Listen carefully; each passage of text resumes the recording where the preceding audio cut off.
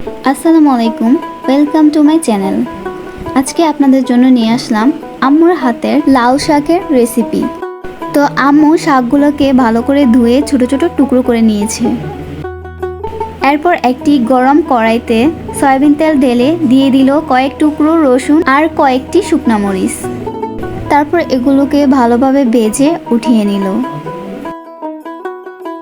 এবার একই তেলের মধ্যে দিয়ে দিল রসুন কুচি, শুকনো মরিচ আর 4-5টা কাঁচামরিচ। এবার এগুলোকে ভালোভাবে নেড়েচেড়ে দিয়ে দিল 1 টেবিল চামচ পরিমাণের লবণ। দিয়ে দিল একটি কুচি কুচি করা আলু। আবারও এগুলাকে ভালোভাবে নেড়েচেড়ে ঢাকনা দিয়ে সিদ্ধ করে নিব।